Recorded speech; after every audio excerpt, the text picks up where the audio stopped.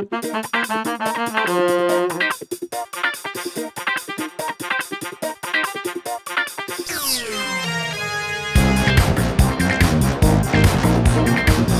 to episode 85 of the Champagne Comedy Podcast, where we talk about the best Australian comedy show from the 90s ever made.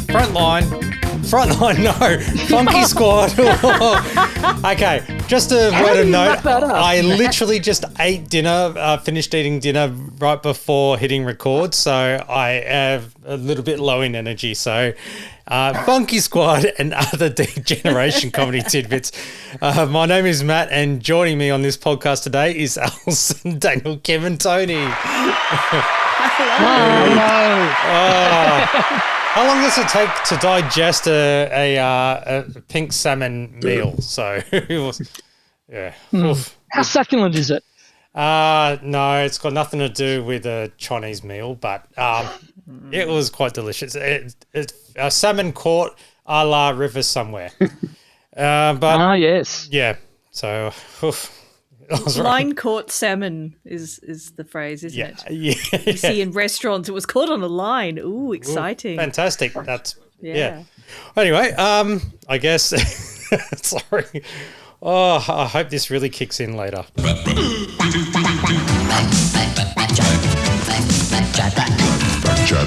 We have a unfortunate passing. Gone too soon, way too young.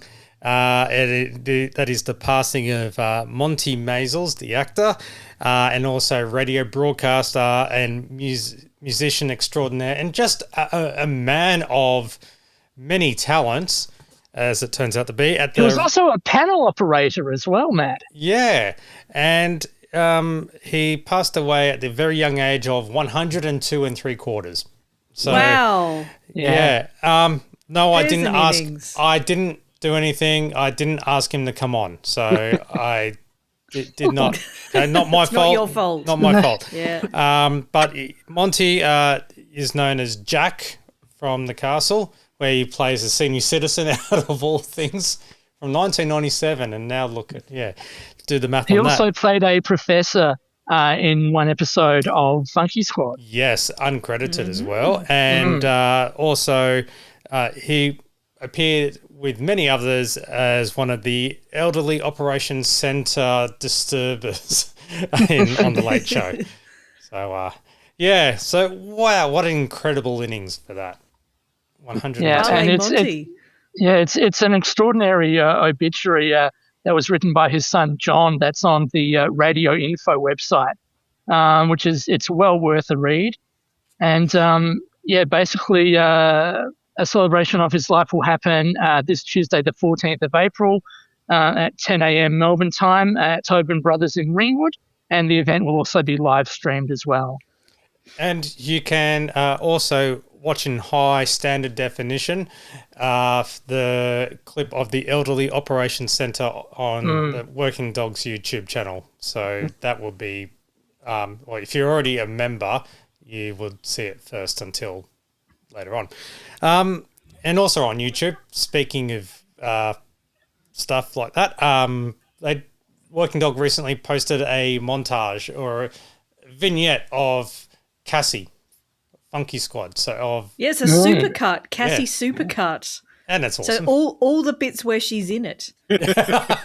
From all 7 episodes of Funky Squad. And it goes for about 20 minutes or something. Yeah. I think. It's pretty well done. Well, it's that time of the year as quarter one turns into quarter two in terms of TV schedules. So all of the strangers marrying each other are going away, and all the proper telly is coming back. Oh, great. So first of all, we have an air date for Leonard Mick's Celebrity Intervention. So that's, according to TV Tonight, will be on Monday, 20th of April at 7:30 p.m. on 7 and 7 Plus. Write that one down. Yeah. Then Have You Been Paying Attention is returning for its 14th season on Monday, the 4th of May. That's May the 4th be with you. 14 seasons. I mean, honestly, who would have thought that a Working Dog production like that would keep going on? But I guess it's easy, cheap, and not and downright funny. And funny, yeah.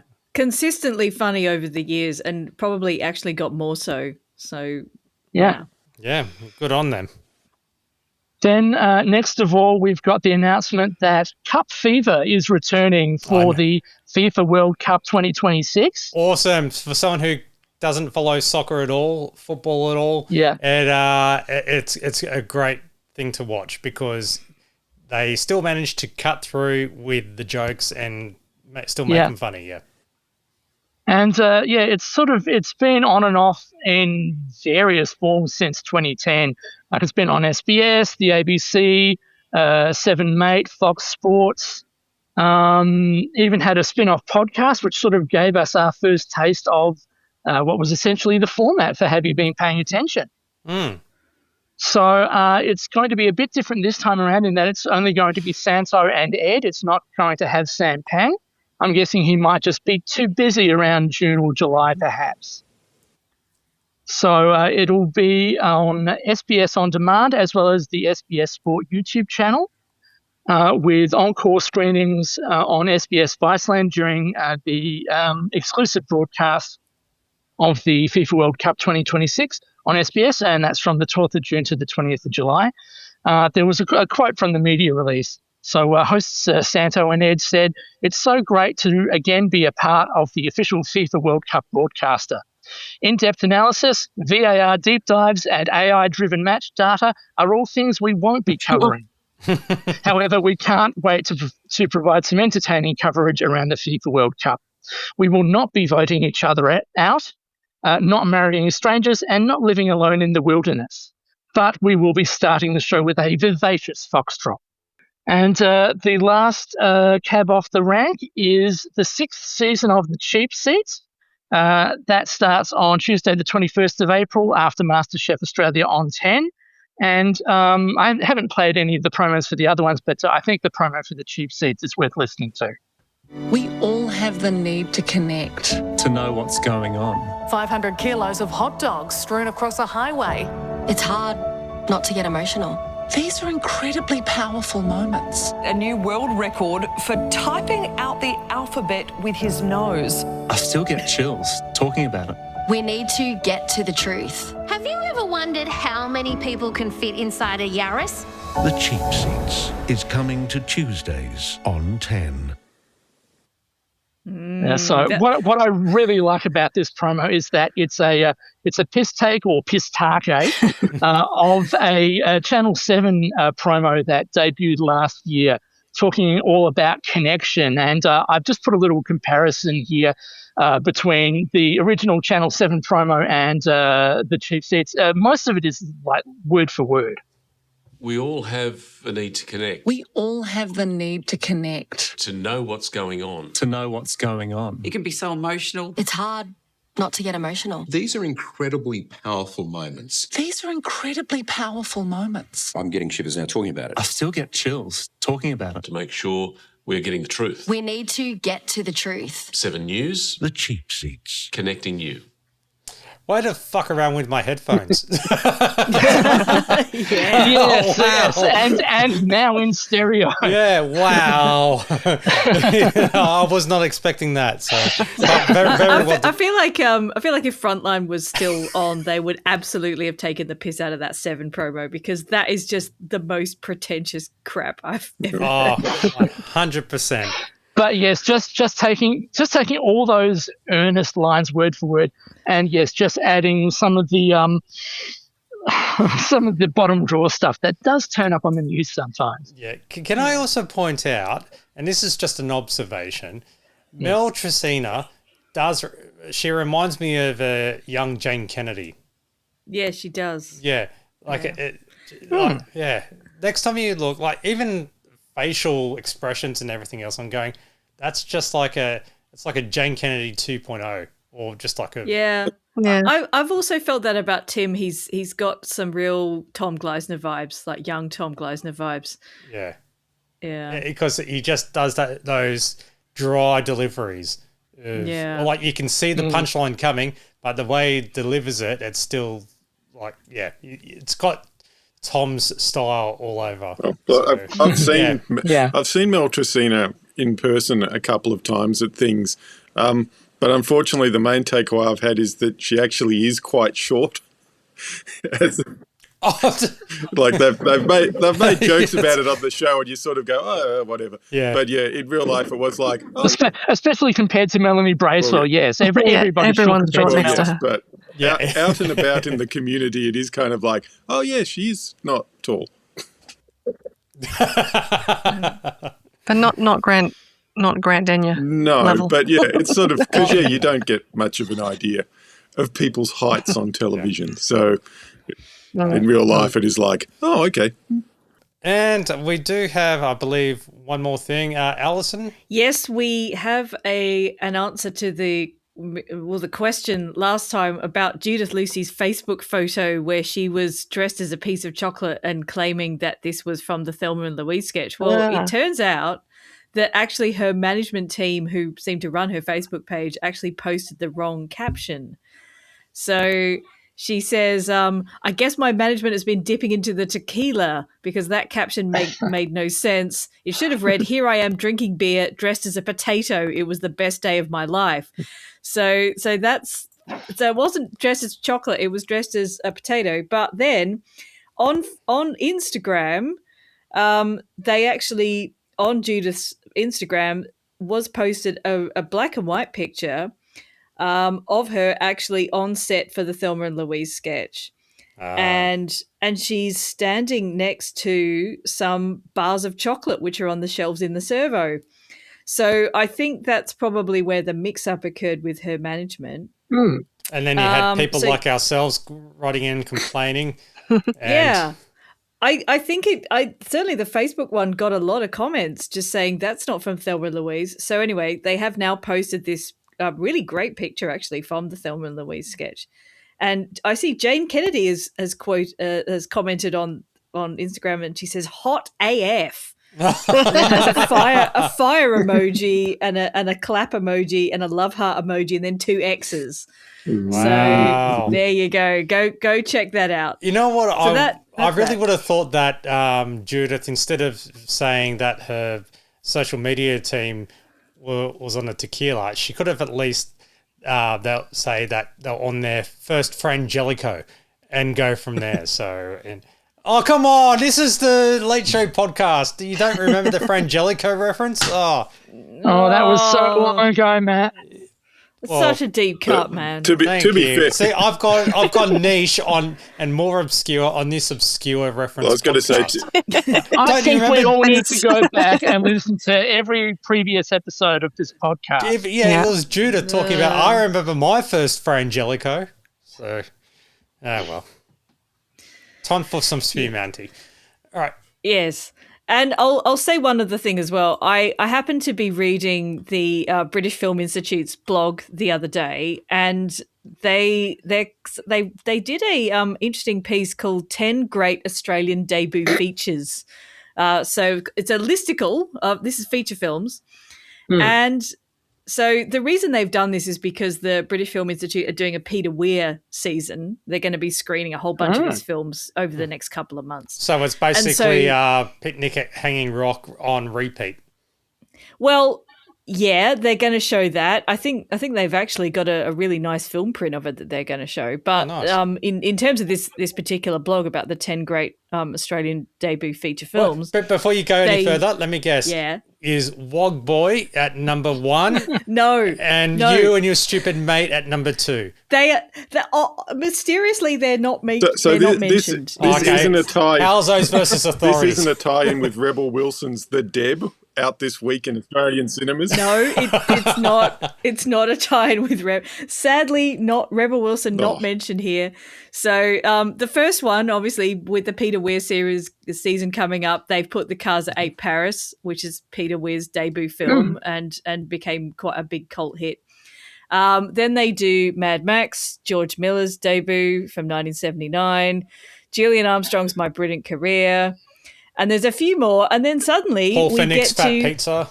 No. we get to The Castle, 1997, director Rob Sitch. And that's why I mention it here. And so it says here, the script was co-written by a troupe of Australian comedians who Sitch collaborated with throughout the 1990s. Obviously, they don't know and be. They could have added and be on there, but they didn't. Anyway, shot on a small budget, The Castle makes up for its visual plainness with a faultless comic ensemble, each character lovingly lampooning the pride and principles of the Australian working class. Endlessly quotable, even to a non-Australian audience, The Castle was an instant hit and a quickly canonised Australian debut. So there you go. That's the British Film Institute's view on The Castle. Well, so no Anthony Murs, You Can't Stop the Murders? No, we do have Chopper, directed by Andrew Dominic. Jamoan's The Extra? No, we have Samson and Delilah, directed by Warwick Thornton. Animal Kingdom by David Michaud. Oh, what about Houseboat Horror? Yeah. Houseboat, oddly enough, Houseboat Horror is not mentioned. Anyway, go and look up the British Film Institute's. Where's Outback Vampires? Come on, guys. Well, look, I mean, you could. I think there are the contact details for the author here. The author is someone called Rory Doherty. Let us all down. Filipino Furburger, come on. He's a critic based in Edinburgh, so if you want to find out his email address and have a go at the guy. Yeah. Yes, yeah. Raise your game, Rory. Realistically, though, you not to be too harsh, but it would be a bit of a struggle to find 10 Australian debuts, because these days, if you're an Australian and you make a film, you don't get to make another one. You're sort of looking at directors from 20, 30 years ago, because, so many Australians make one film and that's it. So, there's not a lot of people that have had actual careers. I mean, even, you've got The Castle, yay. Then you've got The Dish, slightly smaller, yay. Then you've got Any Questions for Ben, Deathly Silence, and that's it. Yeah, I'll just say this. When he talks about The Castle, he does mention the follow-up film, The Dish. Any Questions for Ben, mysteriously not mentioned. Oh. We've all got questions. Don't worry. We'll scrubbed from the history books. Yeah, this podcast will definitely give the love and attention that Any Questions for Ben is right so worthy, overly deserved. There are many questions for Ben, really. Just so many. Yeah. There are many questions about Any Questions for Ben. Well, Many Questions for Ben is the spin-off movie podcast from Champagne. I'm sure you could just keep going with that, Week 37 of Many Questions for Ben, Yeah. Why? What's going on? That was the same question as episodes 1 to 36. Yeah, I was going to say every episode the same question. Just one question for Ben. That's the prequel. Same question for Ben. If you go over to the Wikipedia entry for Any Questions for Ben, there's a really long plot summary, but it basically says Ben in Yemen, and then Ben in Melbourne, and then Ben in Yemen, and then Ben in and it goes on and on and on like this. And he's not always in Melbourne or Yemen. So anyway, I think someone's having But that's a the laugh thing there. with Wikipedia film summaries. Some of them are just like 2 lines, but a lot of them are really detailed, and sometimes they'll be really detailed this like is very the detailed. day after it comes out. Someone's gone to it, rushed home, wrote out the entire plot and put it up there. So, they vary wildly. But there are a lot that have really extensive summaries that are basically like, well, I don't need the movie now. I've spent half an hour reading what happens. Go to the edit talk or the edit history and see if the IP relates to the Working Dog Office. Oh, dear. Yeah. All right. It's all in this week's TV Week, packed with great family entertainment. Oh, Jesus! Daniel G, program guide, bring it on. All right, so on the ABC after Funky Squad at 8 o'clock, we've got The Firm of Jackson, Littlemore and McFeast. So that's Four Corners hosted by Liz Jackson at 8:30, Media Watch with Stuart Littlemore at 9:15, and Elle McFeast live from the bowels of Parliament House with McFeast at 9:30. Over to Channel 7, it's another episode of Lois and Clark, The New Adventures of Superman at 7:30. It's Season 2, Episode 17, originally aired in the US on the 19th of March, 1995, and it's titled Resurrection. Lois and Clark investigate the murder of Mason Drake, played by Farrah Fawcett, trying to find out who was behind it. Their investigation leads them to discover that a former scientist of Star Labs, Stanley Gables, played by Dennis Lipscomb, has developed a pill that makes people look dead for a few hours and then wake up perfectly fine. Gables uses the pill to fake the death of 3 criminals who are in prison and break them out, as though they're dead, in quotation marks. So, a bit of a weird one. I don't know what the use of that sort of pill would be apart from maybe, keeping the likes of Law and Order and CSI alive, I think. Well, it didn't work for Romeo and Juliet. Romeo and Juliet. It's Romeo and Juliet. And then he's like, you're dead, I'm going to kill myself. Oh, and then anyway, I'm awake again. I was going to say, I think that pill's been used Yeah. at some of the movie screenings I've been to, but yeah. Yeah. Yes, there are some abuses of that sort of pill I could think of, but let's move on. Charlie the Wonder Dog, when you finally watch that. A few sessions where everyone seems dead, and then the next time you go to the movies, they're somehow alive again. They survived the screening of Charlie the Wonder Dog. All right, moving on to SBS, another episode of David Suzuki's The Nature of Things from Canada. It's a look at the relationship between stress and illness, titled Living with Stress. How are we all feeling? I'm guessing, or hoping that we're all stress-free? We're at the state of the world, but no problem. No, I'm not on an anxiety medication No stress at all. till I came on this podcast. Yeah. Well, Well, how do we deal with our stress, Daniel? Because we're all worried about the Middle East and, being on this podcast. Yeah. Or actually, just keep listening. Okay. Just a little bit off topic. And Tony, I watched the movie last night, The Drama, and I walked it. Oh, that is one of the most anxiety-ridden movies ever. Really? I was like, normally I loved it. Normally, but, I'm super sensitive to that sort of stuff, and I wasn't anxious at all in that one. People I saw it with came out, and they were like, "Oh yeah, that was really cringe," and I was like, "Was it? I don't know. I must have."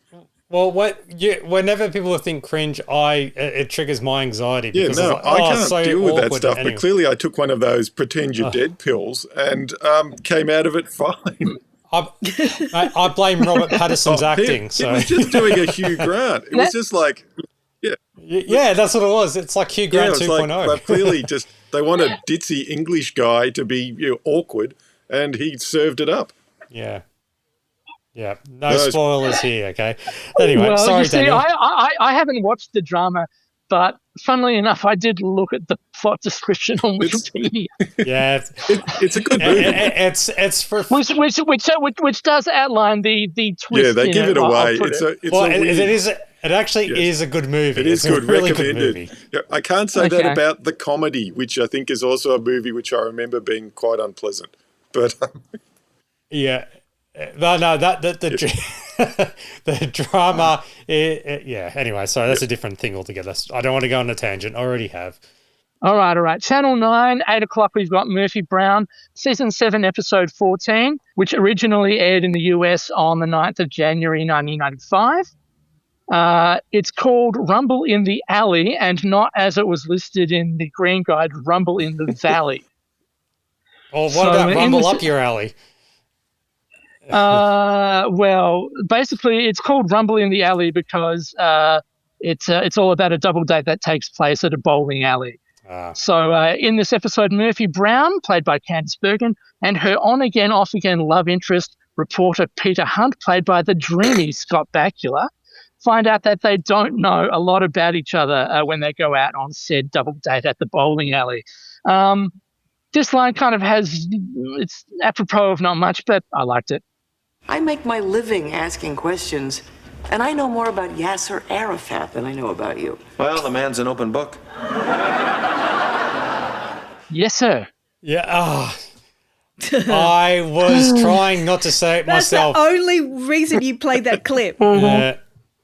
Yes, sir. It was a funny enough line on its own, I think. That's on you.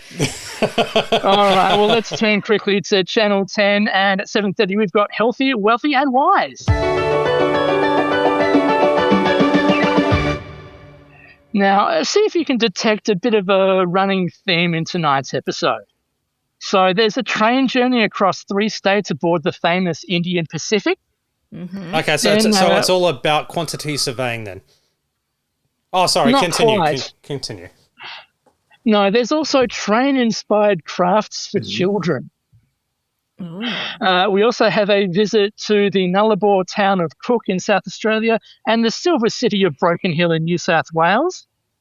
And then Jim recounts the story of the Australian National Railways and its great achievement in exploration and engineering. So they're all describing shitholes. Well, I don't know. I don't think Broken Hill's a shithole.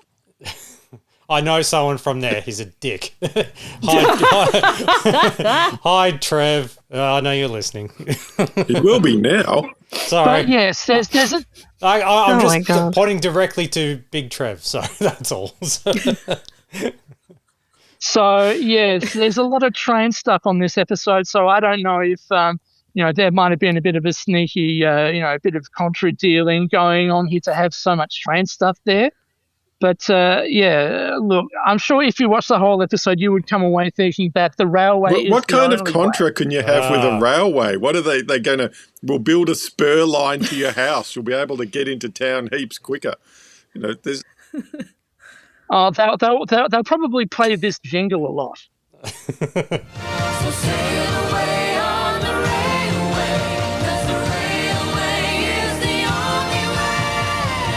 With Australian National, getting there is half the fun. I Yes, think, the railway is the only way. Yeah, I think they were anticipating the era of cheap flights and trying to,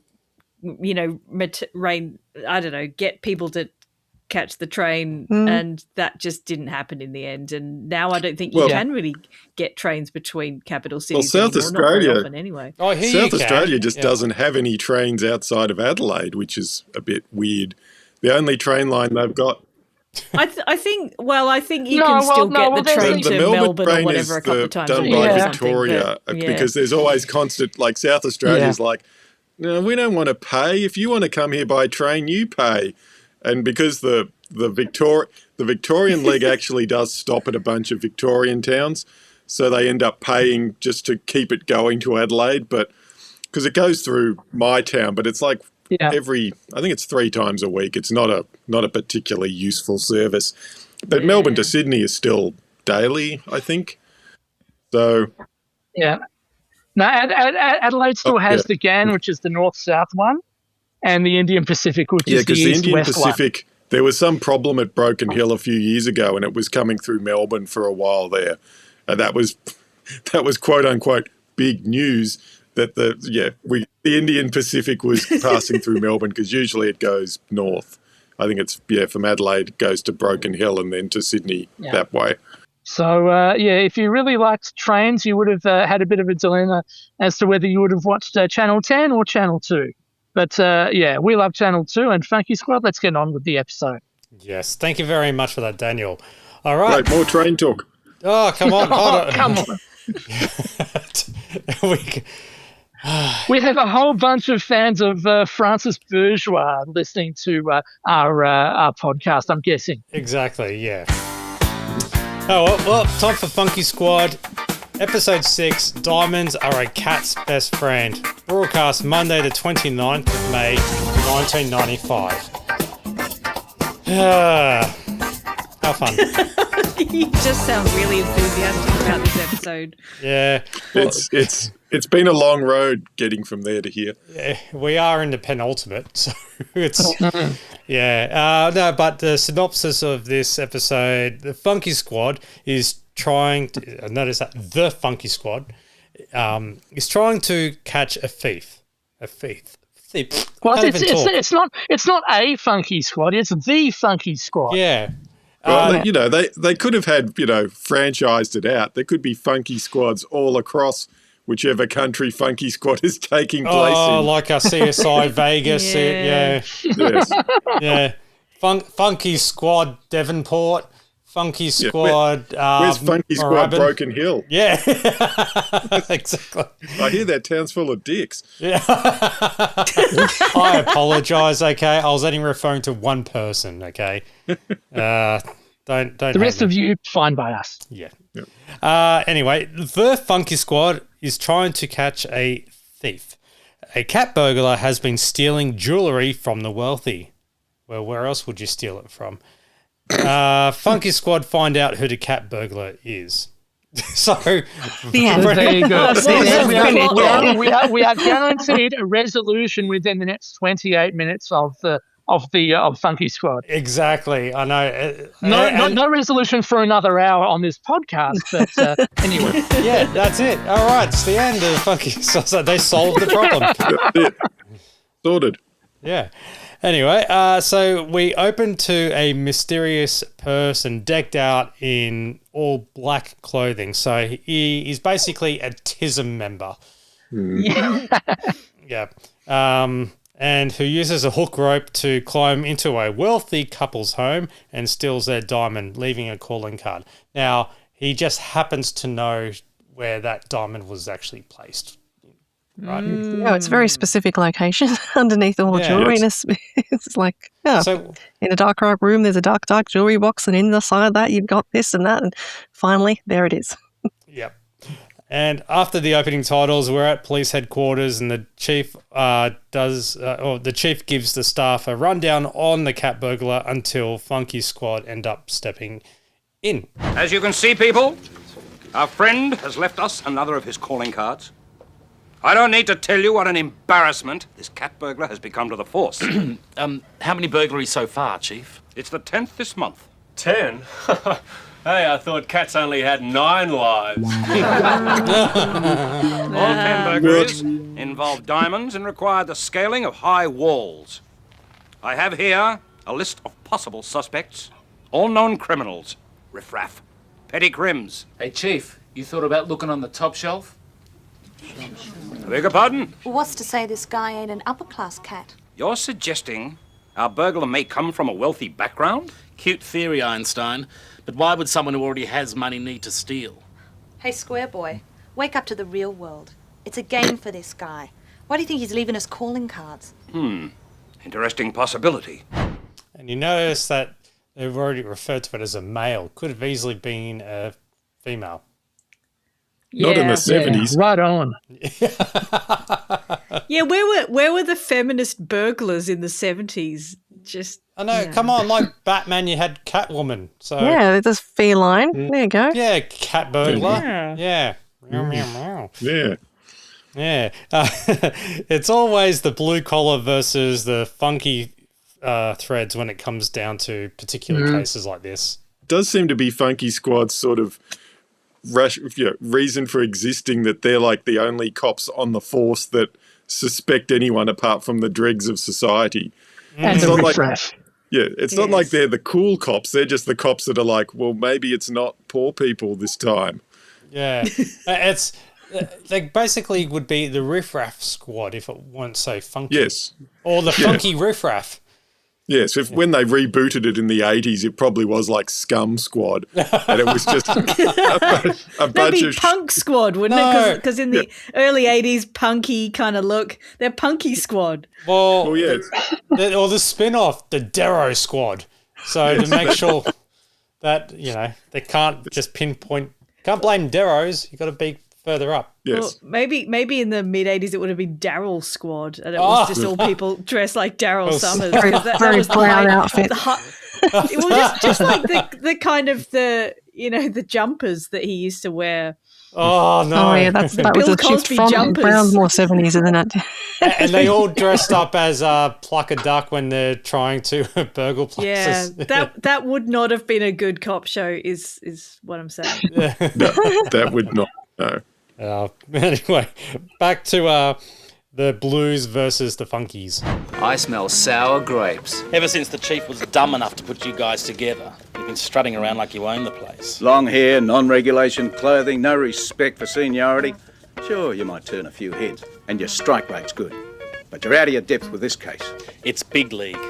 And when it's that kind of stuff, you leave it to the grown-ups. Understand, children? Come on, we got a case to crack. Hey, officer, I think there's something on your shoulder. Yeah, it's called a chip. Shots fired. It's more like Playground Squad with that level of insult. I mean, to be fair, like I have noticed that Funky Squad are really quite arrogant and above all the uniforms. And Yes. I could see like that would be really annoying if you were just like a sort of, grafting away, being a uniform cop. Being pompous. Yes. Yeah, Well, all then, these pompous, colourful dressed guys, Yeah, the flashy chief's favourites come swanning in and going, yes, we'll take it from here. Basically, Oh, they've look. become the arseholes of them all. Yeah, they're like the arsehole school squad. bully. Yeah. Yes. I actually, this is my 6 episodes in. I'm thinking, yeah, they are kind of assholes actually to the uniform people. The reason the series finishes after episode 7 is episode 8 is the regular cops to shoot them dead in a laneway. No, they call up Bluey to come out and knock him down a notch at least. Oh, Yeah. Oh, no. fucking hell! Like, you really have become the fuckwits of them all. The police are just doing their job, and then the Funky Squad are. I can't believe I'm defending uniform police, but anyway. Yeah, what's happened? Funky Squad are just that bad. I just Funky Squad have really got on my tits. Actually, I just feel like they're kind of workplace bullies. I know it was the 70s and that was allowed, but in 2026, that just really grates. Yeah, actually, it's because of them. That's when HR department started. Yeah, HR and those young policewomen, they're filing reports now against them. Yeah, they're getting sexually harassed by Sticks, the skirted uniform Sticks chicks, is cancelled. with the hair and the swishy hip walk that she does. Oh, yeah, she's just a woman living her life and walking with her swishy hips. She can do that. Jeez, are you saying that Funky Squad? Wow, that's I'm saying they'd be in front of HR real quick these days if they behave like that. Yeah. For Funky multiple Squad are different cancelled. offences. That's Yeah, I am. Cancel I'm cancelling squad. Funky Squad. Yeah. What a bunch of fun quits. yeah, Hold on. yeah. Okay. All right. I'm going to have to. Yeah. That's well worth it, mate. Proud of you. All right. Well, Grant and Cassie check out the burgled home. I've already shown the bedroom to some other officers. They were in uniform and they couldn't find anything. Sure, we just wanted to check the place out ourselves. This your treasure chest? My... Jewellery box. yes. And these baubles you left behind aren't worth so much? The contrary, my dear boy. They're worth hundreds. However, the burglar went straight for my most treasured possession, the Montessori diamond, valued at over $2,000. No prints here. Cat must have worn gloves. I'll say. Check these out. Glove marks, all right. Like I said, this guy covers his tracks. Let's hit the road, Cass. Cassie, I said let's split. Well, it could have been a cubic zirconia, but, Yeah. It's amazing how much costume jewelry is worth, isn't it? Hundreds of dollars. Wow. Yes. Okay, please. Inflation calculator, please. Yeah. No, don't do the inflation calculator. You know me so well. I'm just interested in the fact that she's got this diamond worth $2,000, which is a lot of money in the mid-70s, and she doesn't have, and she's got it in just an open jewelry box. It should be in a safe or a bank or something. Well, the diamond's got a name. It's not even just like a regular one. It's the Montessori diamond. Surely it should be like in a display cabinet or something. Yeah. Either that, or it should be in a set of 10. So that it could signify a row of tens, or a square of hundreds, or a cube of 1,000. That's a Montessori education joke, by the way. Okay. Well, we'll pay that. Thanks. So I was Montessori schooled at an early age. That explains everything. God. So it's a method of education that involves children's natural instincts and activities rather than formal teaching methods. Natural instincts, children. What is the Lord of the Flies style education? And it's a bit more sort of free play like. But yes, one of the things is like with mathematics, like signifying ones and tens and hundreds and thousands by literal beads. Oh, okay. So yeah, like you had individual beads for the ones, and you had them in rows of 10 for the tens. And so it's not you weren't using like an abacus or anything like that, or no, just the beads, pretty much. Oh, when you say when talking about beads, all I'm thinking what is like an abacus, and that's all I was thinking of. So I'm thinking, okay, anyway, doesn't matter. I'm trying to remember like how we got taught to like count in just my local state primary school. Well, no, those wooden cubes, the rods. Wasn't it the rods? Oh, look, it was like 1984 or something. I don't bloody remember. That's 42 years ago. Daniel, what's the conversion rate? All right, so $2,000 in '76 is $7,191 in 1995, and nowadays it's $15,781. That seems pretty pissy. I've seen them now. Not the sort of thing you would put in either your jewelry box or treasure chest. Sounds like something that you could easily pick up from Klein's. Oh, you got to make the audio laugh and not just nod your head, because everyone listening won't get that joke. Everyone listening gets exactly the idea when we just sit here nodding. They know what's going on when we're nodding. All right, good. I'm going to call you all Poncho. Silence can say a lot, Matt. Silence can say a lot. You all did a poncho. Like if I had said if I'd said they'd got the diamonds from the Australian Diamond Company, now see that would have been a lot. Yes, because everyone remembers the guy in the bad tuxedo on Burke Street Mall. Trying to get people to go upstairs to the Australian Diamond Company. God knows what went on up there. Fair call. I'm nodding profusely, everybody. Yeah, thanks. Thank you, Carl. While Grant and Cassie checked out the burgled home, Sticks and Poncho check out the jewellery store for some help. What can I do for you officers? To talk about stereotypes. Yes. Well, this is supposedly the 70s, don't forget. Yes. This guy, Mr. Steinberg, the jeweler, he's obviously meant to be like a European Jewish kind of stereotype. But if you keep listening to him, he suddenly turns into Sean Connery. It's all over the place. It's insane. Surprised they didn't get like Michael Hill to do it or something like that. What can I do for you officers? You heard about this cat burglar? Heard about him. I'm on full alert here. We're trying to hit on a game plan. A pattern, you dig? Pattern? Here's a list of the 10 rocks he's lifted in the last month. We want a lowdown. Size, weight, price tag. All right, let's look at the first item then. Sean Connery. Swiss mignonette. Small but rare. 4 carats. The second item stolen. White lion. Man, my head is still spinning. All them diamonds and carrots. I thought only rabbits ate carrots. Hey, cool it, Bugs Bunny. Scorpio, you're mad. All these diamonds.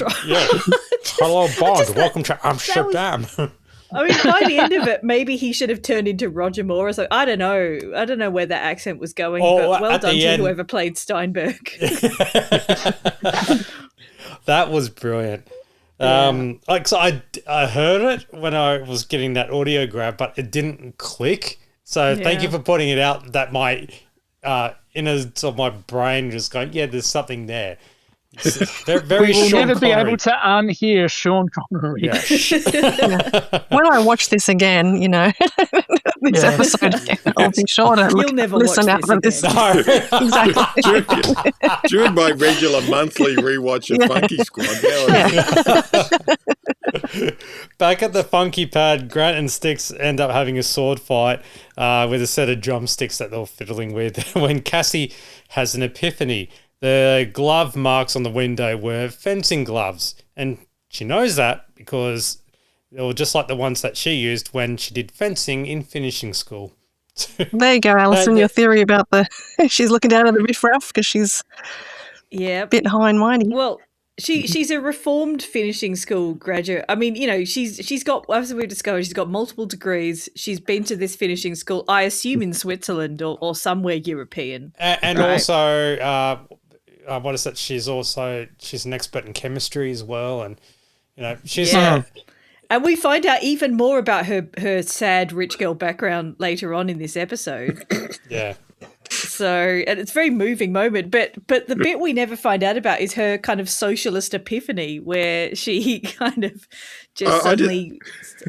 I assumed it was some Patty Hearst style deal where she got kidnapped by revolutionaries. She was like robbing banks for a couple of years, and then as part of her release, she had to use her skills for good on the police force. Oh, just like with Sticks after his mate got the knife in the back, and he's like, "This is not the way to go. I'm going to be a cop." Yes, after, her best mate in bank robbing died in her arms, she was like, "Oh no, I can't keep living this way. I've got to be the person who shoots criminals, not the criminal who gets shot." There's some kind of dubious backstory work here, but that's the fun of it, right? Oh, of course. Unless something comes up to counter that, I'm saying that's the story. Yeah, we'll go Patty Hearst. Yep, that's it. Yep. Exactly. It was the 70s. Everyone was doing it. What, reform? Well, robbing banks and, threatening to overthrow the government. Of course. And then end up joining the police force. If you can't beat them, join them. Yeah, pretty much. Well, Grant and Cassie head off to the Royal Fencing Academy to chat to the head of the coach of the school, who happens to be in a wheelchair. If you wish to join the club, please apply to the secretary during office hours. Your pupils have a nice développement. You're familiar with fencing? A little. I didn't think this was a purely social visit. We're checking out some robberies. So what brings you here? You heard of the cat burglar? The cat burglar? Who hasn't? He's in all the papers. I believe he has the police baffled. Maybe. But he's getting careless. Left a glove mark on a window. Not just any gloves. Fencing gloves. We ran some tests. Size 11B. And you're here to investigate whether any of my students might fit the bill, as 'twere. Got it in one. Mind if we look around? I'm sure none of my boys has anything to hide. Please, go right ahead. I'll be in my office. Conveniently in your office. For this next Nice to hear the phrase "as 'twere" in dialogue. Baffling as well. Geez, that wasn't a clue, was it? as well as développement. Yeah. Well, isn't the coach also one of the... he looks familiar. He's been in stuff. I believe he was one of the master criminals in Charlie the Wonder Dog as well. Yeah. Oh, that's where I recognise him from. Yeah. James Wright. Yes. Who was there to, knock down, dig up Havenswood National Park and build. That's right. Yeah. Clearly his encounter with Charlie did not put him on the straight and narrow. No. In fact, I thought Charlie was the one who put him in a wheelchair. But then I realised that the time difference was incorrect. So searching through the change rooms, Cassie finds a pair of gloves, after going to have a bit of a perv. You saw it because Grant pulled it. No, she does. She looks in the showers. Yeah. She looks in the showers. Yeah. Yeah, to check out some swords, so to speak. And sausages, I think you'll find. That's bigger than an 11B. Oh, God. And Cassie... See again, I feel like this is an HR incident because she's using her position of authority. Anyway. Yeah, it's abusing the power, yeah. Cassie finds a pair of gloves that are the right size. It's not... but belonging to a student fencer, though. Excuse me? Relax, Max. Just a routine check. No, his name's... Who are you? Rodney Bennett. That's my stuff you're going through. Assume you have a search warrant. Hey, just want to ask a few questions. Well, I don't have to answer them. I know my rights. I'm a law student. No, I don't have to say anything I don't want to. Listen, Rodney. Cool it, Cass. Kid's got his rights. Let's split. But Grant, I said, let's split. Grant, why didn't we lean on him? Take him down the station and turn up the heat. Cool down, sis. We both know he's got something to hide. But if Lawyer Boy is our man and we lean on him too hard too soon, he's liable to clam up, close shop and cease operations. We hang back, give ourselves a chance at catching him in the act. But I'm telling you, if it's a cat burglar we're after, I think we found our puss. And then it pans to the coach peering down at Cassian Grant from his office window, standing up. The thing that got me about his disguise is that when did he start doing it, and how long has he been rolling around in his wheelchair for? Like, did he just show up at work? How long has he kept it up? Like, just show up going, I hurt my back over the weekend and now I'm in a wheelchair? Like, no, he injured himself from bad acting. How did he get up to the second story of this building if he's got... I mean, like, that building does not have a lift, surely. No. Right? It was the 70s. They deliberately made it harder for people in wheelchairs to get around. Yeah. So, yeah. You just drag yourself up the stairs, mate. Yeah. Oh, you know what it was? Because he probably performed a stunt a la Grant Page, which brings us to our ad break. Standing on top of a rock, 1,000 feet above Hong Kong Harbour, and the director tells you to jump, you jump.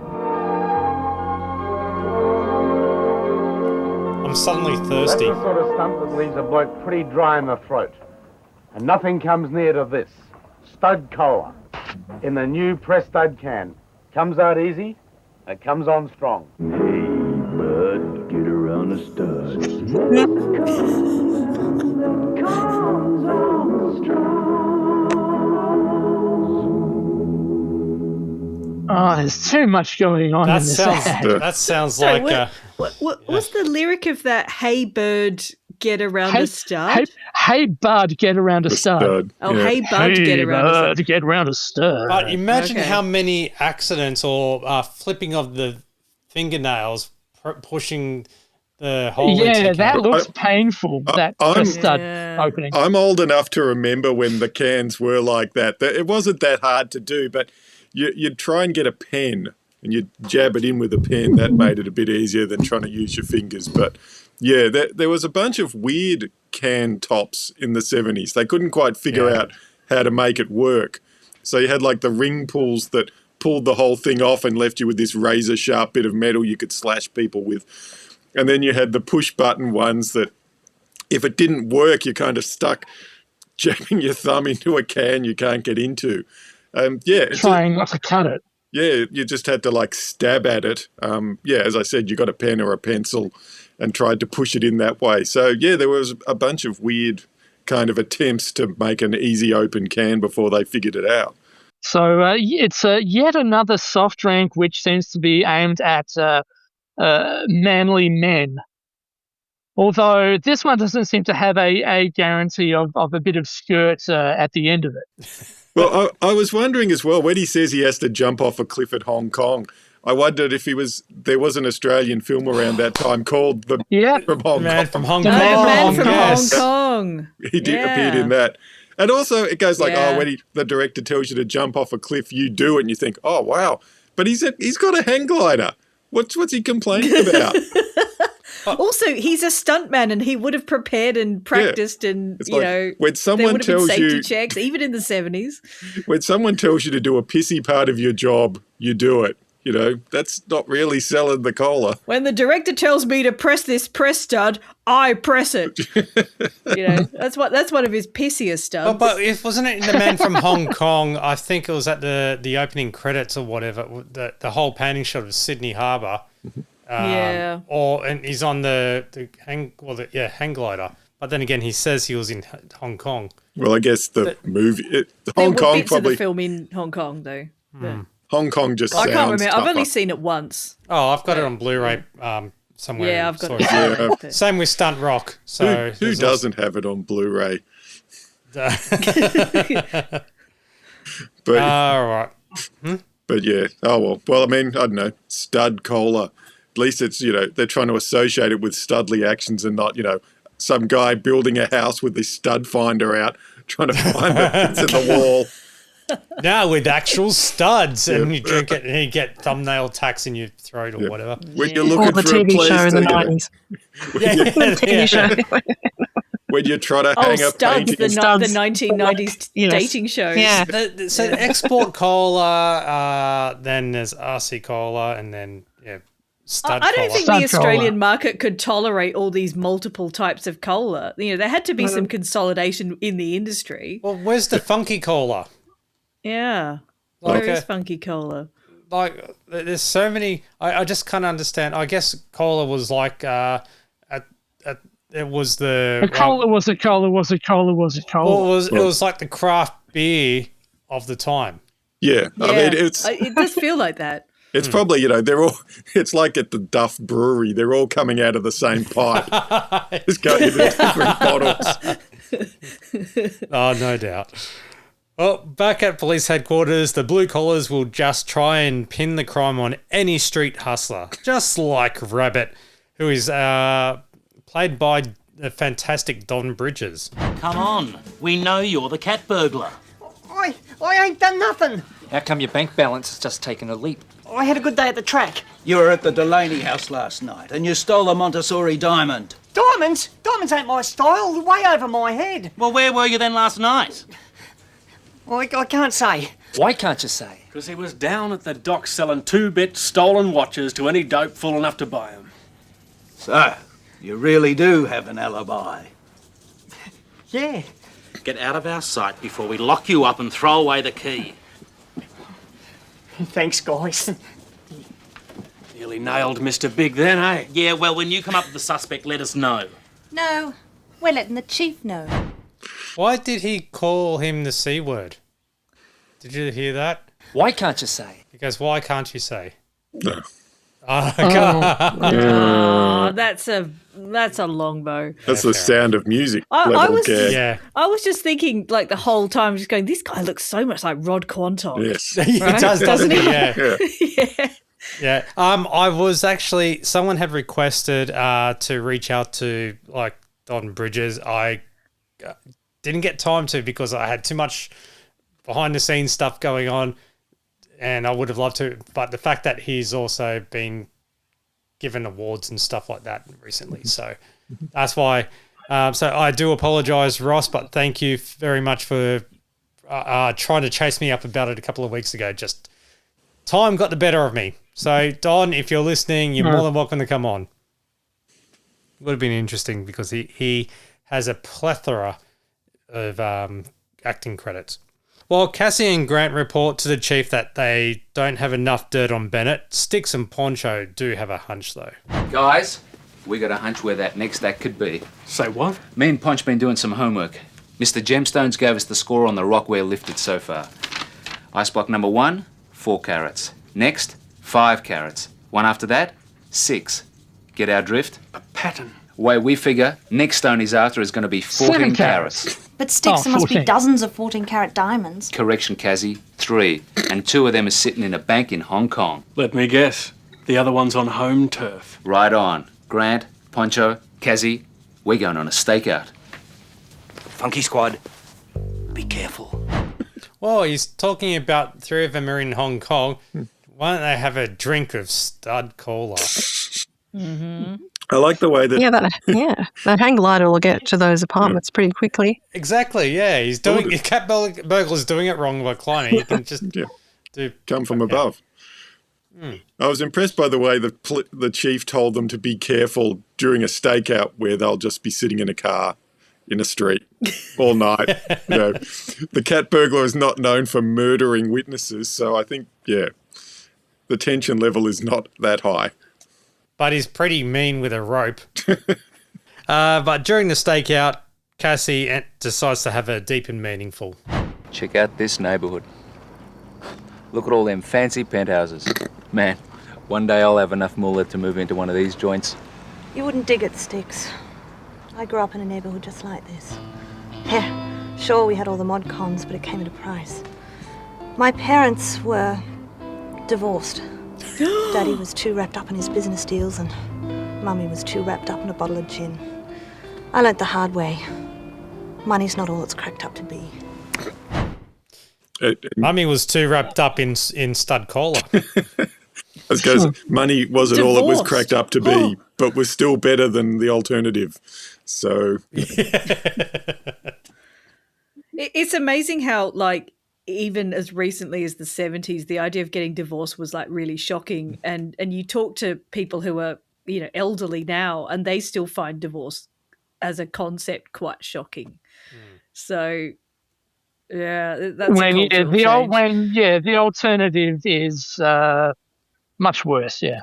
As someone who is divorced, I don't care. So it's everyone's divorced. Well, when I told my parents, they go, "Oh, you okay?" And I'm like, "Yeah, I'm fine." So it's like, yeah, it was a good thing. Yeah. I mean, it also does depend on the type of divorce as well. I think because I'm a child of divorce as well. Just trying to think about when it was, sort of like late teens for me, and like mum and dad, sort of kept things amicable. Even though they weren't living together. They did it for the kids, man. The kids. It was uneventful for me. Is what I'm saying. Some are lucky, some aren't. It can be difficult for people. It's true. I do apologise to everyone who actually is going through a rough time with any of their relationships. They're going through a divorce or they've been part of the thing. We just laugh and kid about off air and off mic. We're sobbing in our beds or crying in the corner.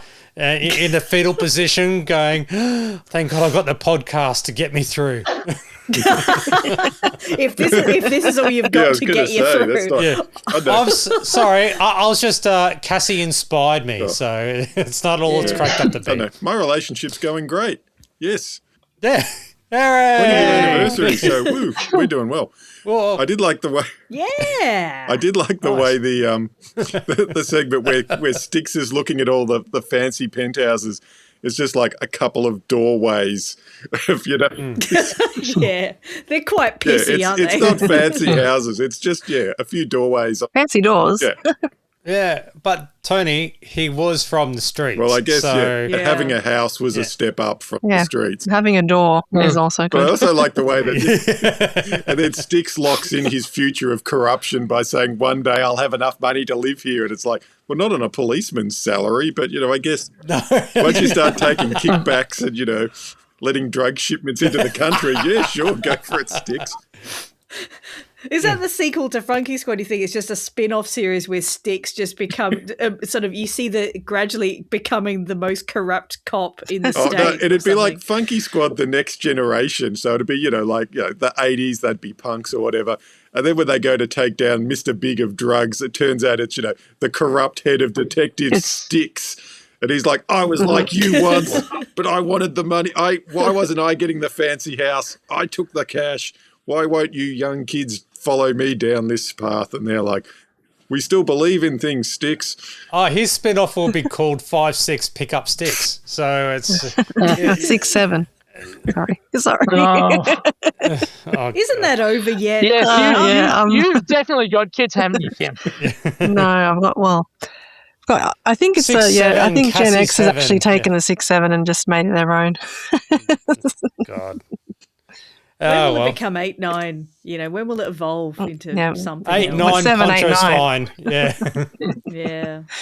Yeah, the cat burglar arrives and climbs up the building. Oh, yes. Here comes Humphrey Beef LeBear.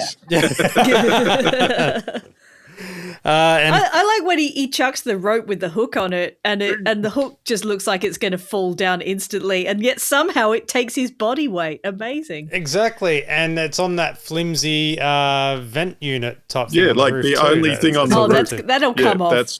Well, I expected that to happen because the stunt. I'll be positive about Funky Squad for once. The actual climbing the building stunt was almost somewhat impressive. Like if you saw that, on a modern Australian television show, you would still think, "Wow, they've put in some effort on that." Yeah, well, they put knots in the rope, so multiple. They might have also. Do you reckon they might have done a bit of day for night shooting there as well? I think so because it looked like it was the night sky was coloured in. Hmm. It looks very, dimmed the light or, filmed it during the day, but then dimmed it. Yeah, anyway. Yeah.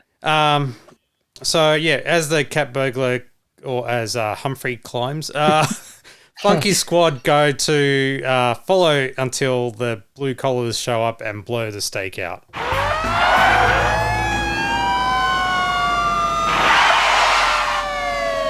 What the? Come out with your hands up. We are policemen. I repeat, we are officers of the Metropolitan Police Force. Come out with your hands up. You are surrounded. I repeat, you are surrounded. You're gonna blow the bus. We are policemen. Too late. Come He's already out with your hightailed it up onto the hands roof. up. Guys, leave this to me. And then Styx ends up climbing up in a very fast way, catches up with him basically, and that cues a silent run across the rooftop where the cat burglar manages to leap over to the next building, but you don't see any of the police squad going after just to the next door building. No, too far away. Well, also, you don't see the cat burglar doing what would be the obvious thing, which is to cut the rope so that Styx falls down. And the cat burglar doesn't do that. No, he was courteous because I don't want you get hurt or anything. Yeah. Well, Okay. He also takes his time and flicks a calling card across to Styx as well, rather than just getting the fuck out of there, running as fast as he can. But he paid good money for those calling cards, so you got to get your money's worth out of them. Yeah. Well, yeah, surely. Well, okay, why aren't they going around the print shops and asking all the printers, did you print some cards with, like, you know? I mean, he might have gone to one of those stamp shops and just got a cat paw stamp made up and then be stamping a whole bunch of cards. Or an actual cat, just get the ink. Well, I thought, like, if you look back at it again, it looks like that it's already an existing business card and he's put paper or sticky tape thing around it. And then he's just coloured it in himself with a Sharpie or something like that. Have a look at it. It looks very amateurish. His whole operation doesn't add up. No. It's like clearly not. Yeah, he spends all the time stealing diamonds and yet he's tight ass on the business cards. So now Styx goes on the chase, and he ends up cat burglar Scarpers. But now it's time for the ad break. Hi, maybe you're as far into music as I am, and you think you can't play nothing, right? Wrong. Dig this. Didn't give me a chance, man. And this, and that. See? You can do just about everything that I can do. Maybe they ought to call this machine a Sammy. Right, Mr. B? Yeah, Mr. B. Sammy Davis Jr. It's nice to know, like, for this guy to be actually properly famous so we know who the hell he is. It's Sammy Davis Jr., of course. Unlike a couple of episodes ago, there was another African-American gentleman, and presumably the audience at the time knew who he was, and he's fallen very much into obscurity now. And we actually got a slight correction since we're on this topic. Yeah, Matthew seems to have cracked the case on the earlier ad. I got my funky threads on. It was from episode 3, and we couldn't work out who it was for or who the spokesperson was, except that their name was Mike. But who was it actually for? All right, brushes. Oh, okay. The answer is. And was the Sammy Davis Jr. one also for brushes? Yep, because Mr. B is brushes. Mr. B. Yeah. Okay. Yep. Mr. Brushes. Yes. Fine. So Matt found the longer 60-second cut of the ad on YouTube. For Funky Squad, it was cut down to about 35 seconds. And it must have obviously been because, there was still brushes around at the time until 98 or so when it went under. But because they couldn't explicitly advertise the brushes on the ABC, they had to cut out all the references. Okay. If you put the whole thing in. Who says we can't advertise on the ABC? Right. If you put the whole ad in, you just have an episode of the Gruen transfer. So, Basically, Yeah. The spokesperson for the ad for brushes from episode 3 is Michael Springfield, Matt reckons.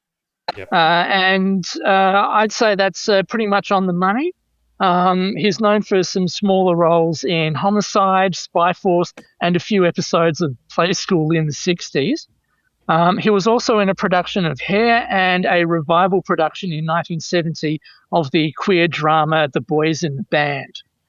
So I'd say, Michael Springfield is right on the money. And let's have a listen to the full ad as it should have been heard with Michael Springfield there. You know, I played a lot of different roles in films and plays, and Brashes is a bit like that, a place of many different parts. I mean, this is records here. That's kind of obvious, isn't it? But it's also cassettes and cartridges and all these accessories. Now come on up to my favorite floor. Hi, Mike. Hi, Ken. You see, I love good electronic gear, and it's all here. Stereos, hi-fi, tape recorders, cassette recorders, TVs, everything. And great guys like Ken here to help you out. Right, Ken? Right. Right on. Pianos. Not really my thing, but man, they're a lot of fun. Hi, Mike. Musical instruments here, all kinds. And professionals like Frank here to help you out. You know, this has got to be the greatest range of electronic organs in town. So it's no big surprise when I tell you that when professionals need something in sound, they shop at Brashes, because they can't buy for less anywhere. Now that's cool. Brashes, city and suburban stores, where the professionals shop for sound. There you go. So yeah, a fair lot of identifying parts cut out of that ad by the time it made it to Funky Squad. And I don't know if you would have heard the edit there to make it so that he doesn't say Brashes at the start. I think if you could play the first comparison there, Matt. You know, I played a lot of different roles in films and plays, and Brashes is a bit like that, a place of many different parts. You know, I played a lot of different roles in films and plays, and this is a bit like that, a place of many different parts. Okay. Yeah. So they've sort of edited the audio so it kind of sounds like he's saying, and this is a bit like that, although it sounds a bit more like, and Bliss is a bit like that. Play the second comparison again, and it sounds more like Bliss the more you listen to it. And Brashes is a bit like that, and this is a bit like that. Bliss, yeah. Yeah. Well, I think they've done well enough there with what they had. Right on. Right on. Yes, I'm glad that that case of the missing spokesperson has been solved. Did you manage to track down the full Sammy Davis Jr. because it feels like that was a longer ad than what is in Funky Squad? No, I haven't. So okay, all right. But I would say that it probably met the same fate because I think it's only about 20 seconds long, so there might have been maybe about 10 seconds cut out of it. It's just Sammy Davis Jr. saying Brashes over and over again for the other second. Right on, Mr. B. Well, and because that ad is with Sammy Davis Jr. is so short, we happen to get another ad in the break. Yeah, we do. Hi, I'm Verity Swanson-Hart. I play Cassie in the hit TV series Funky Squad. You know, there's no need to use aluminum foil anymore to help magnify the sun's rays. Now, there's Brown and Beautiful. Brown and Beautiful is a fantastic combination of coconut and baby oil that allows you to burn easily, which, as we all know, is the basis for a healthy tan. Who wants to block out the sun? I want to be brown and beautiful. Also available, Burnt and Beautiful After Sun Cream. Now we're cortisone. Yeah. Wow. Yeah, that obviously brings back a few memories of those kind of suntan products, which were still around in the early 80s, which were basically just oil. Yes. Now with SPF 4+. Yeah, we got SunSmart after that, but yeah, I mean, certainly I have a lot of older relatives who spent their sort of 50s and 60s childhoods going to the beach or whatever, and now they're having all the dodgy skin cancers. kind of, they're having all sorts of they're stuff having them all cut off. And the reflective thing in front of a face as well. Oh, baffling those things. Yeah.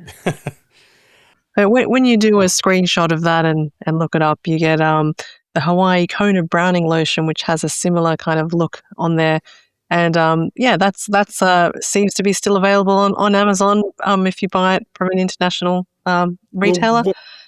For a fast, dark Hawaiian tan without using stains or dyes, not a self-tanner, and does not contain SPF. It helps accelerate tanning under the sun. Now legal in 7 countries, yes. It has macadamia. That feels like it should be illegal. Yeah, it has macadamia nut oil. Well, wasn't there in it? So, I was going to say... So is that like drinking... You could easily drink that lotion a la Marsland, or...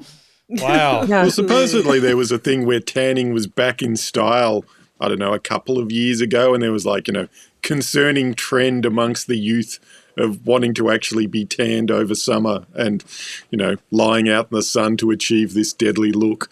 So, I don't know, it's probably out of style again. But yeah, it seemed that a tan was back in as a look.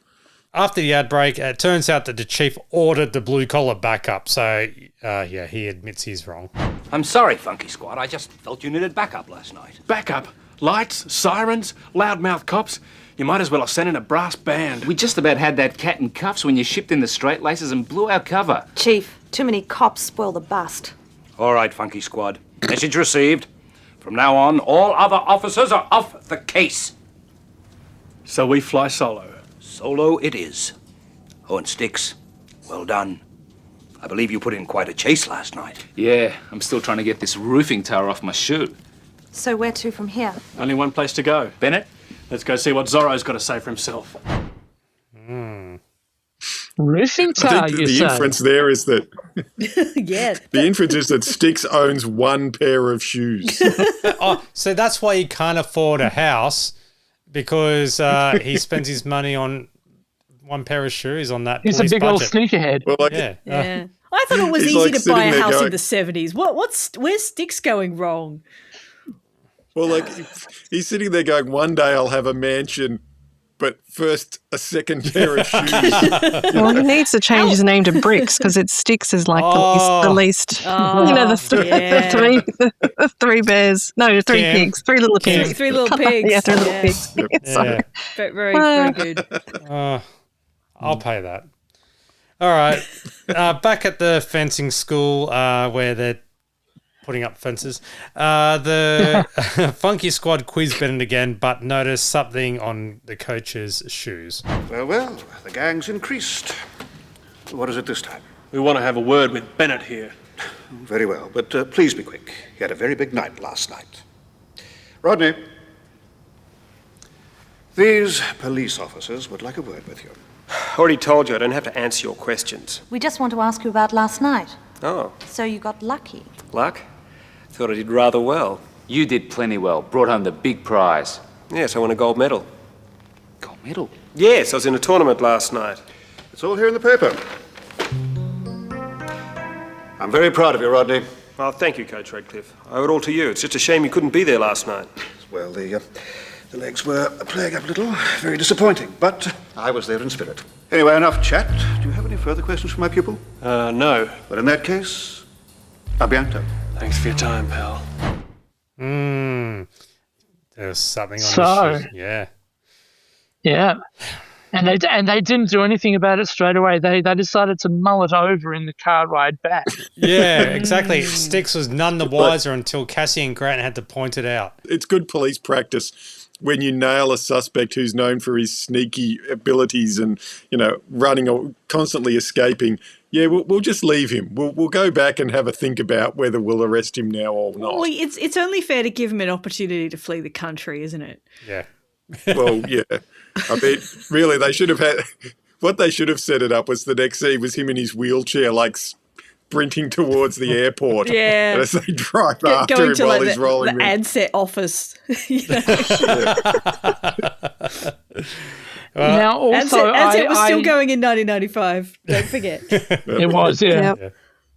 Now, also, I was able to find out what page from The Age they used for the prop paper there. I've been wondering all week. The badly photocopied header. Yes, I noticed that too. There's also they zoom in far enough that you can actually read the paper on the screen.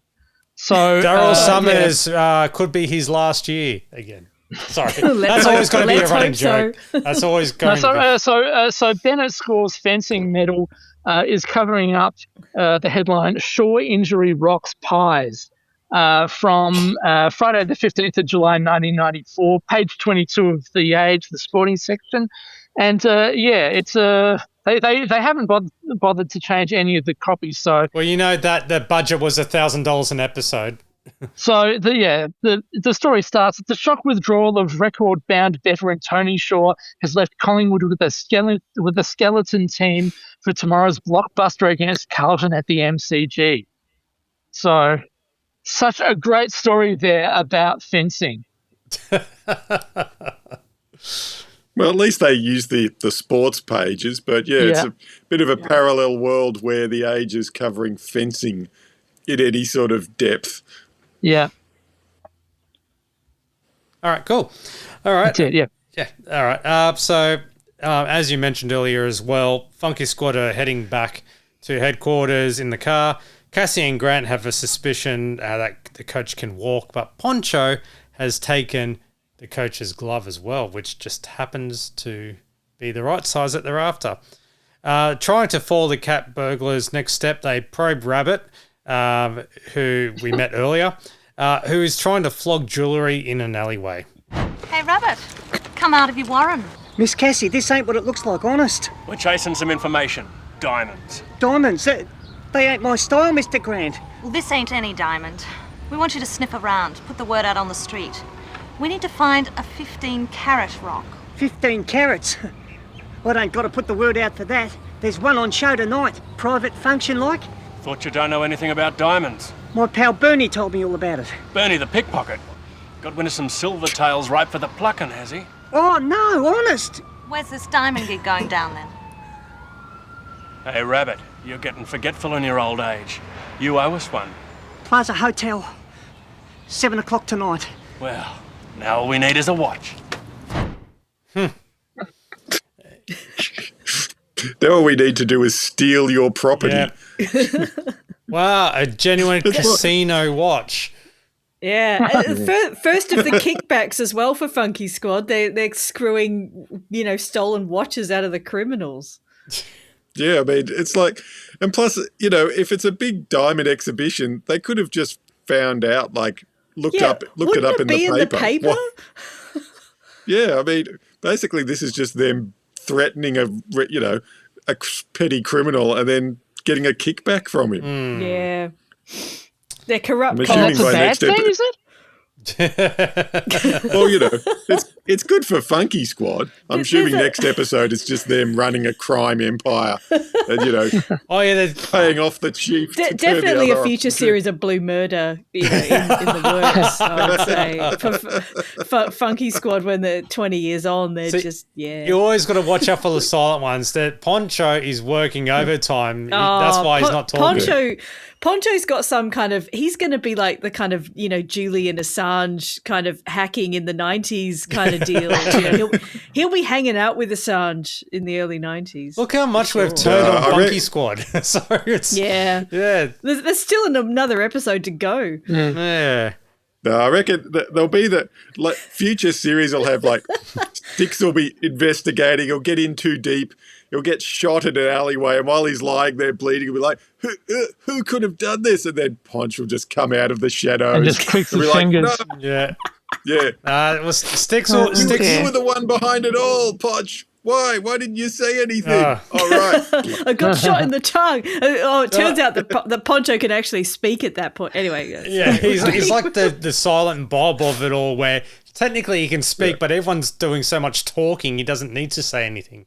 No. Yeah, that's why he's just like this podcast. Anyway, he goes and ends up being to the Plaza Hotel. Or when he retires, he ends up being a photocopy repairman. So that's all he does in the future. Now, so Funky Squad end up going to the private function with the diamond on display front and center, which you naturally do in front of a whole bunch of pompous people. Lots of fur as well. Fake fur, real fur, whatever fur. And they end up spotting the coach. Coach Radcliffe. We really must stop meeting like this. Didn't know expensive rocks. Before you say anything else, I'll repeat the grab again. I listened so many times to the background music, And no, it is not water sports, okay? It sounds like it, but it's not, okay? But I'm pretty sure it might be something from the KPM production library, but again, it's not, okay? Ah, Coach Radcliffe. We really must stop meeting like this. Didn't know expensive rocks were your scene. Let's just say I'm an amateur enthusiast. And you? We're babysitting the Abyssinian Queen. Really? Your long-haired friend seems the quiet type. You'd be pretty quiet if you'd taken a bullet in the tongue. How tasteless. Wow, what a zinger there. Wow, best answer to that riposte I've heard so far. Yes. Definitely. Yeah. So later, the team spot Coach slipping away into the hallway. So Styx discreetly follows until he's interrupted by, a very busty and flirty woman. Excuse me, would you be able to give me a hand? My zipper's come loose. Oh, yeah, babe, look, I'm in a hurry. Please. Oh, cold hands. Thanks, good looking. Yeah, don't mention it. And Can I just, when I watched that, I was like, if he zips her up like that, it's going to get caught in her hair because she's got all this long hair and she's not going to say, ooh, cold hands. She's going to say, ow, you've got my hair in the zip. Or it'll be like, there we go. Yeah, that's the spot. And constantly looking up. Yeah. Exactly. So, like, that's just a stupid scene. Ah. I mean, I know. How could they let us down like that? I know. It's almost like they're kind of trying to get him out of the way so that he doesn't see what Coach Radcliffe's up to in the corridor. Yeah, see? Enough to create a diversion with Coach Radcliffe planning a bomb in a fuse box. One that is made out of cardboard tubing and looks like old toilet rolls or a clock watch type thing that was that he probably bought from Rabbit in the alleyway. But Styx didn't see him place it there, so he's like, what's going on? But back in the main room with the diamond on display, sorry, it just sounds so funny with the bomb going off, and all it does just reflecting on it, it's so piss weak.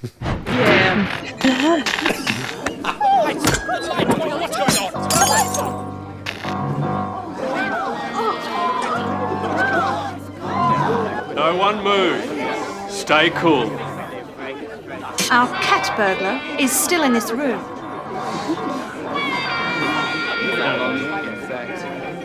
He's sitting right here.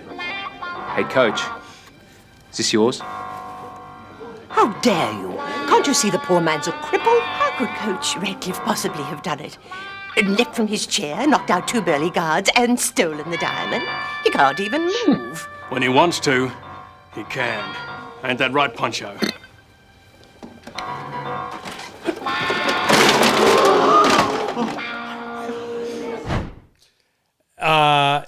The fact that the bomb... So many things are wrong with this. Let that knight statue just fall on top of him. Well, he could have just not moved.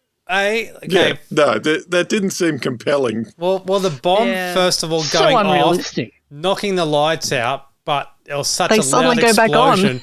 Yeah, they go back on again. Yeah, if we just switch the fuse off, then fine, but the actual box was damaged, so how did they suddenly come back on so fast? And then Poncho, he is the master of pushing things over to make the big reveal, because he did that with the art display and the drugs coming out. Pushed over the sculpture. Pushed over the sculpture and also knocked out the hired goon. So he's got a method. So, but yeah, that time he pushes over the knight's armor. He's able to work out spatial properties to make sure that whatever he's pushing will hit in the exact right spot. Yeah, he's on that. He's definitely on that. That's what happens when you lose your tongue. Yeah. Your accuracy improves. Yeah. Well, it's like, it's like with Daredevil, the superhero. He gets blind, but all his other senses are more heightened. Yeah. So now that, he can't speak, but his ability to judge distance and angles is vastly improved. 100%. Well, Poncho pushes the Knight's Armour statue over and makes Coach jump out of his chair, and he drops the diamond as well. But he decides to pick up a fencing sword, which just happens to fall and be there at the right time as well. But I guess they... Yeah, well, if it fell off the suit of armour, there happened to be 2 swords. Isn't that convenient that there were 2 swords on the suit of armour? And you know what's even more convenient? The fact that Cassie was right there and she knows how to fence, so she challenges him to a duel. En garde. Mais oui, ma chère.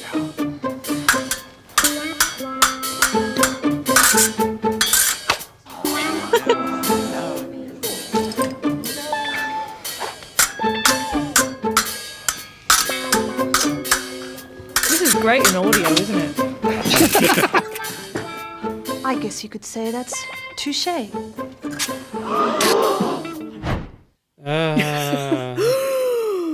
They all gasp because she chops his head off at the end. Oh, yeah. For those who haven't seen the episode. It goes from Funky Squad to Bloody Squad. Yes, it's basically that. If you ever saw that Beastie Boys music video where they have the body moving. Yes. There's just, he's standing there with blood just spurting out of his head. He just sort of flails around for a bit. Based on a true story, yeah. The sprinkler system of blood. That episode was directed by Quentin Tarantino. So after all that, there is an ad break. And how appropriate too, because I guess the bomb was packed with this product. Jimmy, what have you got? I've got dynamite! You've got dynamite! Dynamits are dynamite, with 2 brand new ways to shake up your mouth. Assorted fruit? Yeah, with tangy lemon, zingy lime, and juicy orange. And new musk. Great tasting musk. Try new assorted fruit and new musk, because dynamits are dynamite! 2 new ways to shake up your mouth. Oh my God, it's JJ from Good Time. Yeah. Oh, thank you, Chris Rock, if you're just listening to that. So it's bloody hell. I love the fact that they had to really sell the musk flavor. They said it's really good. Have a listen again. Yeah, with tangy lemon, zingy lime, and juicy orange. And new musk. Great tasting musk.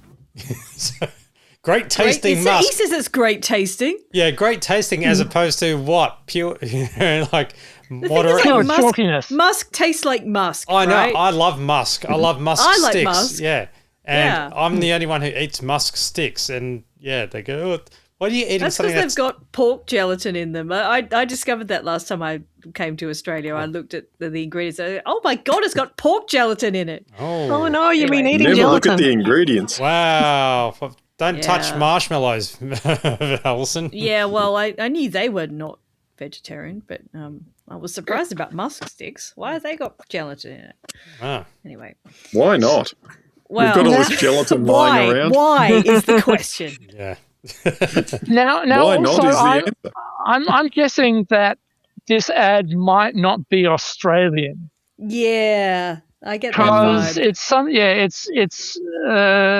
Dynamints from it's like an offshoot of mint from Dentyne, which I think is a US brand.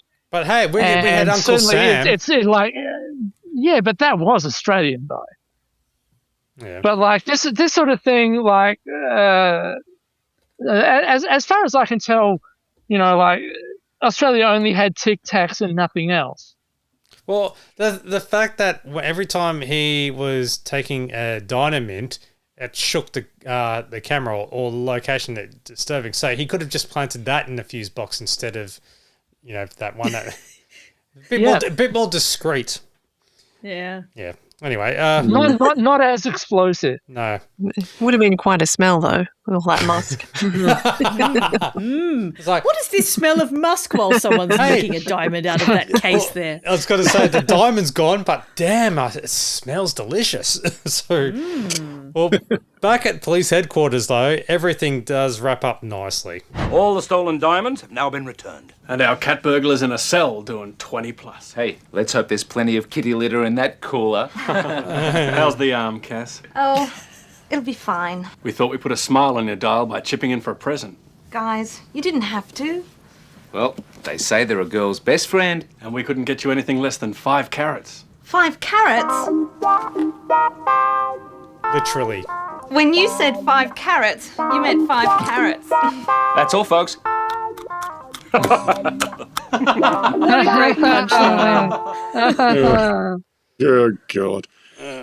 And after Cass gave that big speech about how money wasn't everything, and then 5 carats, great. It's like, it's all a sham. Yeah. Hey, that's what you get on the police budget. Also, how fast does justice work in this town? Because if the guy's in a cell doing 20 to life, but Cass's arm is still sore from the fight, it's like, what? Like, well, the court system week? was really quick back in the 70s, wasn't it? It's instant justice. As was the health system. Yeah. Yeah. Well, that concludes Funky Squad episode 6 and the Champagne Comedy Podcast episode 85. Wow. Yeah. Oh, man. One more to go. Yep. One more. And I kind of appreciate the way the end gags on Funky Squad just keep getting pissier and pissier. It's like the first couple was sort of plausible, but by now it's just like, what are you doing? What is this? Yeah, it is sort of the we've got to end this somehow kind of thing. Well, punny squad. There's the no. It's just full of puns. No, I prefer carrot and carrot. All right. So feel free to email champagnelateshow@gmail.com.